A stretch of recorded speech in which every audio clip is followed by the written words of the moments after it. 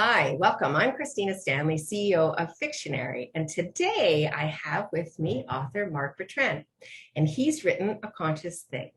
And what we're going to do, we're going to talk about the book. We're going to talk about some of Mark's editing techniques and how he got this book to where it is today. And then we'll find some more interesting facts about what Mark does on video and how he's helping himself go through the self-publishing journey. So Mark, why don't you introduce yourself to everybody? Hi, everybody. Thank you very much for having me here, Christina. This is a great opportunity. I'm early in the writing process in career, but it's always been for business and technical report writing, and this is my first attempt at fiction. And I've been doing it for about a year now. I've written 3 books. 2 of them I've published, self-published. Just now releasing this. The second book is coming up 1 week from today. Gets released. I'm using Kindle publishing. I'm a fiction writer. I do visionary fiction, futuristic. There's a lot of different ways that you can classify it. I've heard so many different ways to try and pick your genre. They say, "Oh, pick your genre," and I'm like from according to who? As the genres are different depending on which publishers you're looking at. So, but it's visionary, it's futuristic. So it's speculative. I think is another one that people talk about, speculative fiction. Nice. Yeah, so we will post the links below in the YouTube video so that you can buy this book that is newly released. So that's very exciting. And it's a pleasure here to share your book. So let's just talk a little bit about why. Oh, there it is. Thank you. Oh, it disappeared. It's magic back. Perfect. There we go. Okay, so everybody's seen it. My copy is with Amazon. It was supposed to be here Monday, so my apologies. I'm not showing it, but I do have a copy, and I am looking forward to reading it. So I just want to talk about how you started this idea for the 3-book series. Where did that come from? I'm an early adopter. I really like technology. I follow a lot of different kinds of technology. Probably the last 10 years, I've been looking at space and future of life type organization. We're putting moon bases in place. It's time for us to start thinking, we've got to get off this tiny little planet that we're on with the population, and we're starving ourselves out of resources here. And we're reaching that point as a species where we're ready. We're ready for that next level of what is it going to be for us. And one day I had a question came to my mind, and that we have all these religions, and it just kind of almost like a humorous thing for me. I thought, well, are we going to take those religions with us, or are we going to see what evolves in religion-wise there? And so it's kind of a philosophical way of looking at it. So I planted this seed in my head, is like, what would we do about religion? And I thought, well, what if there was a situation came up where a cyborg type race that started in Colorado, my home state there in Colorado, that for the last 50 years have been working on technology to put biomechanical devices in their brains, right. Which is another thing that Elon Musk and Mark Zuckerberg are both working on. And a little bit scarier to think about Mark Zuckerberg doing it, but I don't know. But they're putting these chips in people's brains, and it's letting you attach your mind to exterior memory devices. And I thought implant them someplace on the body too, or you could wear them in your glasses or earrings, or you could put them in your belt buckle, so that you would have this immense, faster brain, and you'd have immense storage capacity. And anytime that you were connected to a satellite system, another one of Elon Musk's ventures, that he's putting all these satellites in space so that they can communicate back and forth with each other. You would have heads-up displays, and I thought, gosh, that's just incredible. So what if they decided to experiment? And so we would take the one religion that I started off with was Buddhism. Yeah. And I thought they would create a planet, or they would terraform a planet as far away from everybody else as they could, take this group of 44 people, put them on this planet with nothing but Buddhist philosophies and Buddhist ways of life, and see if you were just left alone with your own planet with this one philosophy, could you actually accomplish the goal in nirvana? And so it's kind of where I started writing from that perspective. Okay, and so is that where is book one starts that way, and it's a journey through from there onto book two and book three? It did. I started book one. I've been telling stories to people from the Dharma stories for probably 40 years of my life.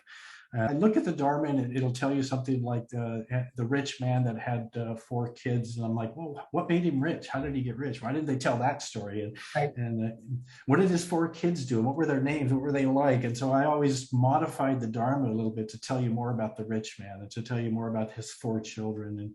And so my first book started with those stories that I've been telling for years. Nice. Around campfires and just in social groups. And when people would say things to you like, well, why do you study the Dharma? That's what book one was, that foundational story of where these 4 children came from. Right. And how these 4 children, the 4 main characters that carry forward into each one of my books as they reincarnate, be there when society most needed that reminder. Everything's going to be okay. Okay. It's not the end. So now you wrote 2 books and then you changed your editing process. So I want to talk a little bit about book 3, because you edited that in Fictionary Storyteller. And so maybe you talk about what did you do differently on the 3rd time around than books 1 and 2? Everything. Just leave it there. No, I think when you tell stories, especially where I started off with doing technical report writing and business writing, you never start an article for an engineering magazine with, as I sat at my desk, coffee was lukewarm, and you never start off that way, because you got to solve a problem when you're doing technical report writing. Right. So you always got to tell your reader, I'm here to solve this problem for you, to make this kind of profit for you, or to make this kind of difference in your processes, or to prove this mathematical formula works this way. And so when I started writing fiction, I told stories the way that I've always told stories, by telling you the story. And so you start editing and you start coming up with all these different ways to edit. You want to get rid of, do a search on your book for anything that ends in an ly, and you have to ask yourself, do I really need that ly word? Is there a better noun that I need? So you go through and do that. Another one that you pick up is that if you're building a character, at what point in the story did you make the reader understand what that character is all about? So you start thinking about, maybe I need to add a little bit more foundation. So you start picking up all these techniques. Eventually, I ended up with 12 different ways that I would edit my writing to make me feel like I've at least got a bit better of a story. And then one day I believe I was on Readsy, and you had an article, or no, you did a video with somebody on Readsy, and you were talking about 38 elements. And I thought, oh, 38, I'm at 12. So I thought I could use 30. I don't want to edit 38 elements, but really you only get one chance to offend your reader. Maybe I do need to do 38 more elements. Your story or your software app. I took your master's course. I watched all 10 videos and I was just thrilled. With an engineering background myself, I've gone through all the hard sciences. So there's a lot of that structure that an engineer looks for in a software. And then there's that creative elements that are built into all those 38 also. So your creative side, your left, your right are both talking to each other. Yeah. And I thought, oh, this is great. I can stay organized. It's all 38 elements are broken into 3 main categories. So I can work on one category, work on another category. And as I started doing this, I was really thrilled, because your masterclass kind of sparks some things, and you start talking about this element, and not just how this element works by itself, but how this element can be working with other elements. For instance, you can use a clap of thunder in the background to exhilarate what this protagonist is trying to do at this particular moment. So it's not like you're trying to come up with sounds or smells or sights just to throw it into the book, but bring more flavor to the story with all these elements working on the same goal. And that just made me stop and think, I have never told a story, or I've always told a story. I've never shown a story And these are the ways that I'm starting to understand now. So, the more tools I can get my hands on, the more education that I can get from experts yourself with these great knowledge that you're sharing with all of us, then it makes my writing get me to that intermediate point as fast as I can. And once I get to that intermediate point, then I continue to use these elements, and maybe I'll become a good writer someday and a good storyteller. Which, you've got 3 books written, so you already are a good writer. I mean, it's a huge, huge achievement to write 1 book, then to go on to write 2, and then 3. And every time you write a book, you learn something, and you're just always better and better and better. And once you learn it, you can't unlearn it. It's there, and it becomes part of your process. And that's kind of the exciting thing as a writer, that you get to go through this journey. Yes. To do that. I just want to pick up on one thing you said about the visual thing. I was reading a book, and I'm going to forget the title and who it's by, but it's about the value of fairy tales to children and why they're so good for them. And one of the things it talks about is that when a child is reading, they're filling in all of the imagination. And so as a writer, you're giving them enough to go, it's a castle with the river and whatever, and the smells and the sounds and things around it. But then in their head, their brain is working to draw that picture. And every person who reads something draws a different picture. No matter what you read, you're going to see it differently than I see it, because your life background is different than mine. So of course. And so it's really exciting that you picked that one, because I think there is a lot of artistic talent comes in there on how to say enough, but not too much where you're boring the person. They don't want those details. They want enough that they can figure it out on their own and feel accomplished. So I'm kind of excited to pick that one, because that's one of my favorites. I love it too. And it was, there's such a thing as telling the reader too much. And I think you overload them sometimes. You do like a brain dump or a data dump on the reader. And somebody told me there's 3 different kinds of data dumps that authors do that you should always avoid. And one of them is, like you're saying, if you start telling the reader too much detail, they turn off, because now they're like, you're almost teaching them a philosophy. Yep. Instead of like letting them just tell them 1 or 2 things. Or like you said to me one time, personally, but in one of your videos, that you do it with a conversation. There's so much that you can have an exchange between 2 people, your protagonist and somebody else, and then maybe even somebody in the background that's overhearing the conversation, and they start talking, and you can fill in the details about your new planet or the struggles in your world without telling the reader, okay, sit back, reader, I'm going to tell you what's going on here. Yes. So you kind of answered my next question with, what did you do differently? Like, what was the most significant change within StoryTeller? And it sounds like that's what that was. Very much so, because when you're doing technical report writing and business writing, everything is in second person. You're always saying you do this with your process, you do this with the way that you set this up, and you do this and you do that. And in storytelling, it's a big no-no, right? I mean, everybody says you never go to second person. As soon as you start telling the reader, you're going to think this way, and you're going to act that way, and you're going to take it this way, then the reader's like, okay, I'm done with your book. And move along. Yeah. So you finished your book in StoryTeller and you exported it. So share with our listeners, like, what was the next step you did? So you export, and what happened?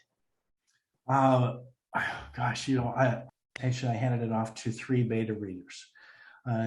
I just felt like I wanted to see if the difference was from the news that I got back from beta readers was any different. So I hired 3 beta readers, and beta readers are kind of a different animal in a way, because I give them the criteria that I want them to feed back to me. And I think what we really look for, or at least I do, and I'm pretty sure everybody that writes books does, you want critical feedback.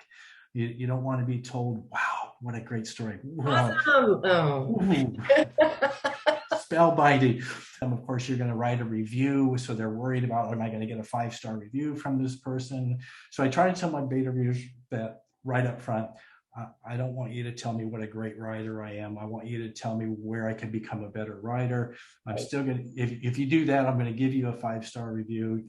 It's not about how you make me feel good. It's how you make me feel like I can improve. And then what I do is I take the feedback and I look for the similarities between my 3 beta readers. Are they always picking on the same scenes? Are they picking on the same chapter? Am I falling off in the same place? Is one picking it up here and somebody's picking it up over, and it's like, so I look for the similarities, and then I look for where they're like really different. Like this one brought this up, but the other 2 never did. So I take that as a possibility for a springboard. And with this particular one, I had a really strange situation. The beta reader that I hired was in Paris, and he said he got to 2. He had to quit. Refunded me the money, apologized. He said, it's hitting too close to home. It's just making me really question how I think and see the world, and what could actually be a different place to go. And I just can't deal with it right now. I need to think this through. And thank you. So Wow. well, that's not really what I'm trying to do. But it's an amazing compliment, right? You hit him so emotionally. Yeah. It's an amazing compliment. Like, there you go. That is the goal, right? You want to bring out people's emotions and make them think. And okay, maybe it was too tough for him. Doesn't mean he won't come back and read it later. Could just be what's going on in his life. But that's really the biggest compliment you can get. Like it hit him right to the core. My first, it's like, just like, I'm like, wow, okay, so the storytelling's working. And I got good feedback from the other 2 as far as that they didn't have as much to say that my show don't tell. No comments at all about you need to show more, tell less. Didn't hear any of that, which is a first for my books. I usually get a lot of that, breaking that habit. The one beta reader, she did such good work for me. She went, as she was reading it, off into the margins of each paragraph, she wrote her emotion. So what she was thinking as she finished the paragraph, like, well, sure why they're doing that, or where's this going next? And so she was kind of telling me how the story was pulling her along. And she put some things in there too, like, this is getting boring, or yeah, perfect. I'm feeling like I want to put the book down here. So I definitely hiring that one again. Like that's fantastic feedback, because really you do. For my beta readers, sometimes people don't want to tell you it's boring, but if you ask them, tell me when you skim, it's really because it's boring. And it's easier for a beta reader to go, I'm thinking I'm skimming here. You're like, okay, thank you. Somehow it's not a personal, it's just I'm skimming. So I use that one to get people to be a little more honest about when they're bored. So that leads me to, I want to ask, so you've decided to take your first book down off Amazon or wherever you've published it and edit it again. So can you talk about why you made that decision and what your plans are with that book?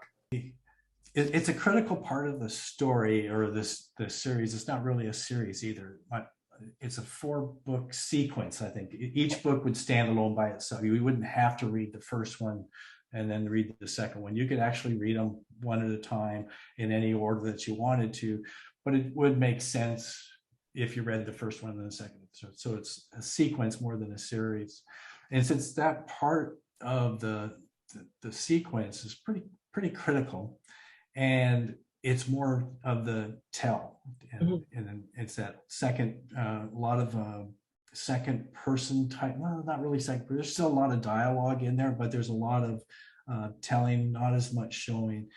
And just seeing the difference in, not just from the beta readers, but from my test readers, the way that they talked about the book in comparison to the first 2, I really want to go back and polish that up. I want and just build it up. It was, I think, 28,000 words, 31,000 words, somewhere in there. it probably needs to be 40,000 words, Right. because there's just not enough stage setting. There's not enough of the environmental. It's more of the what's in their heads than why is that in their heads. And the reader really wants to know why that's what they're thinking and what they're doing. Now, have you thought ahead? So you re-edit your book. Will you issue a second edition? Will you change the cover? Will you change the blurb? Any of that? Will it impact any of that? Yeah, first edition is going to be kind of like, and it's good because I'm such in the early stages of being an author, and I don't really have a huge following at this point. Some people would be afraid that you're going to lose all your reviews, you're going to lose all the star ratings that you have in KDU, and I'm so early in the process that I'm okay. Some people would really have a hard time with it, but I can give it up. So it will be a complete new second edition. I love the cover, but I'll probably have to redo it. Bring it up slow and go a little bit more to the middle, towards like this way. We're only, no, back a bit, up a bit. Yeah, right there. Okay, perfect. Yeah, that is a great cover. Nice. And it's all about the protagonists and their coming of age on this new planet that they're on.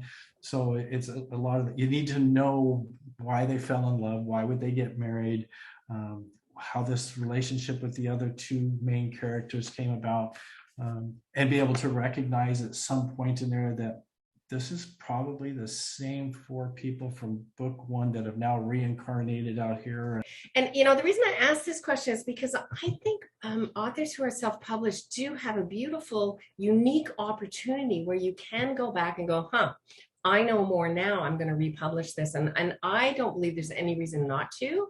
And even if you have a bit of a following, you put it out there, like your people who read your stuff will appreciate that you're trying to get better and be a better author. And don't mind if you republish it. I just think it's a really interesting thing, a little bit brave, you're just putting yourself out there. Okay, I didn't like this enough, so I'm gonna make it better. And that to me says you care about your readers, that you want their experience to be as good as it can possibly be. And so I'm really interested to follow your journey on this and watch for, I want to come back and talk to you again when the first book comes back out again, and we can follow the process and see how that's going, because it just is exciting for an author that you can do that instead of it's done and I can never change it. And that's just right. Now, you and I had a little email exchange the other day about Amazon and some of the new things they're doing with, I think you're calling it Bella, Amazon Bella, is that right? Maybe it might even be getting close to 8 months ago that Kindle, or it wasn't even Kindle. Kindle swears it doesn't have anything to do with them. It's all Amazon's new storytelling methodology where you're selling each scene rather than the entire book. Right. And yes, it's even a more important part of what you're getting out of Fictionary is you are breaking the story down from the chapter level and scene level. That's another part of my learning curve here, was that I get so wrapped up in plotting out the entire book and planning what are the points along the story and where are they going to land, then go write the story. That we're not really paying attention to that and then go write the story because we're so worried that, or I was so worried about making sure that the story gets to this point and then it goes to this point and then the chapter fits to this. So I forget all about the fact that the person reading it's reading it page by page. Right. And so it is, the storyteller and the entry hook and the exit hook, right, are perfect for people who are writing for Bella, because you want that person when they start their scene to go, oh, I have to read this scene, which is whatever it is that's at the beginning of the scene that hooks the reader. And at the end of the scene, oh, I got to read the next scene. And so it's a talent over a book because you can't always have a cliffhanger, but there has to be something that intrigues the reader, whether it's an unanswered question, a secret revealed, but something, or a stress point that you think something bad's going to happen.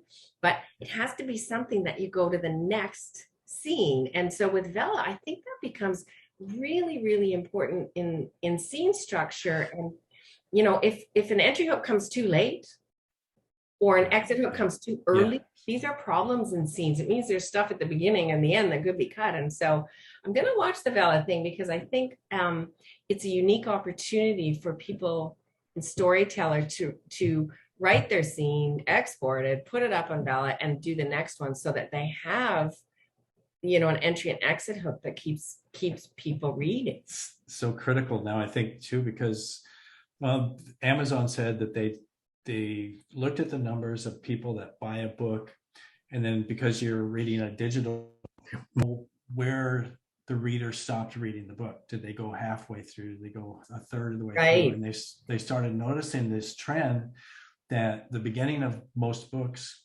kept the reader engaged. They get about a third through, more than halfway through, 80% of the reader stopped. So they said, well, this is what we can do to help authors keep the story good, is that you're going to have to sell it scene by scene. Mm-hmm.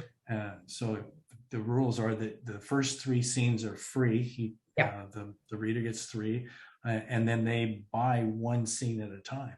Interesting. So in that first 3 scenes, there better be an inciting incident. Ooh, got to get it in there. Right? Like, if you want that reader to buy and start paying, there's got to be something. And so, you know, the traditional story arc has always been, and depending on the story arc defined, but the widest out is prior to 15% in the book, there must be an inciting incident, or the reader gets bored. They're wondering what's happening. But now with Amazon, you know, I think they put up the first 10% of a book for the sample. So there better be an inciting incident in there. And now with Vella, I don't know the percent, because if it's based on the first 3 scenes or 3 chapters or whatever their thing is, that's an interesting point to go figure out what that is, because there then, with that technology, if you're writing there, that inciting incident has to be much earlier than the 15% of the book. Okay, so I'm not sure what the high number is for this, but I know in Vella they say that each scene has to be at least 1,000 words and can't be more than 3,000 words. Okay. So if you have to give the first 3 scenes away, then you're looking at somewhere between 3,000 and 9,000 words. You've got to get that inciting incident in there and build that story that the readers are going to come back and they'll start buying it scene by scene. Right. And so if you think of if it's 9,000 words, and that, you know, an average mystery novel is 85,000 words, that's 10% into the story. Right. If you think of a novella that's, you know, or a shorter novel, like a shorter romance, not a novella, but it's around 60,000 words. So, you know, you look at the 10% mark, it's 6,000 words. And so it maps nicely into the story arc. And it's just something to take care of, that if you're publishing there, inciting incident goes up in that free part. And then people go, oh, I got to read the rest of this book. So then the trick becomes, you got to get enough of the ordinary world in, and then the inciting incident. And then I bet if you cut it not long after that. Yeah, right. I got to read that. So I'm going to do it. I got to do more research on that one. That's really interesting. A lot of authors want to make some money for their books. So if you're thinking about you're going to sell scene by scene rather than selling the whole book, how's the author going to make any money? So if you do the math and you say you're selling your book for $12, let's say $12, and you have 30 scenes in there, then you could just divide the 12 by 30, and you say, okay, it's about what, 40 cents or so per scene, right? Right. If you're going to make 40 cents per scene, but in Vella, they're selling it for 70 cents per scene, then if you can keep them through the whole book, you'd actually make a little bit more money. Nice. Yeah, so that, you know, it's just a new way of looking at that. And I think we got to share that out with our people so that people know, here's like with, and you know, it's funny because over time, the way we write has changed because technology has changed. And you got to fit the technology right back from the tablet where it's chipped into a piece of stone. Well, of course, you're writing a different way than you write now. So it's not a bad thing that technology changes how we write. It's just part of how we live now. And so You got to accommodate it if you want yourself to sell. If you're writing for yourself, that's fine, doesn't matter. But if you're writing to be commercially successful or have a wide reader audience, these are all things that become very important. Yes, yeah. So I've got to, like I said, but I'm out here in the fast lane. I'm going just as fast as I can, Yep. keeping my eye up ahead for that first exit so I can get off onto Intermediate Writer Boulevard. Okay, so my next question for you is, when you think back, what's the most important thing you learned as a writer, or what you wish you'd known when you started book one? I'm going to hold up one more book because I think you'll recognize this one. Oh yes, I love that book by Lisa Cron. Was so critical to know when you start paragraph one, you've already got to know why your character is at this point. Yeah. Which I think that was so critical for me. And when I got into putting in the plot elements in Fictionary, is where I started stumbling the most. And it was because I didn't do all of that pre-work to know, why is my protagonist there? What makes him believe that? And the four main characters, actually, I needed to have that for all four of them. Right. And I go back and I've got to do some of that history. Right. Before that, I used spreadsheets, and I would keep track of like keywords, words that I make up. What do they call that star that they're revolving around? What's the name of that star? How long is a day? Is there a nighttime? And there's not a nighttime. But knowing the personality of each one of those characters was, I wish I would have known that. Right. Okay. So. Yeah. Excellent. All right. So let's talk about the release date for your book and where people can buy it. All of it's on Kindle. I'm going to exclusively for now, because I don't have a lot of time to do my own advertising and marketing. So I'm going to expect Kindle to do a lot of my advertising and marketing while I'm building up my inventory of products and books. Okay. It's a lot of work, I think, sure. When you start looking at your website's got to be right, your Twitter account's got to be right, your Facebook account's got to be, you've got to have all of your social media has to be tight. And so I'm still putting a lot of that elements together, doing some of the pre-work, like you mentioned, the putting a video together to tell readers about, here's the story, a long synopsis, in such a way that it's kind of a fun way to look at it, and it makes it more genuine, I think, because it's the author. So I don't have time. We get to see a piece of Spain in that video too, which was also fun. Yeah, I did move to Spain just to do the writing. No, that's not true. That's not why I moved here, but so many good writers came out of Spain. I know. Who wants to live there? So just say the URL for your website. It's markbertrand.com. Right. And from there, you can find all you need to know about Mark. You can find where his books are. You can see his video on YouTube, subscribe to his YouTube channel. You can follow him as he comes out with more interesting little tidbits about writing and his books. And I'm sure he's going to do more of those videos for his first books when he puts those back up too. So we'll keep an eye on that. Mark, thank you so much for talking to me about your writing process and sharing everything, with our viewers, that it always helps other writers to learn. And so I'm looking forward to watching your journey and coming back and talking again. Oh, that'd be great. I'd love to. Absolutely. All right. Thank you so much for your efforts and all you're teaching me and everybody. It's great. What you've done for us is fantastic. Well, thank you, Mark. We'll talk soon. Okay.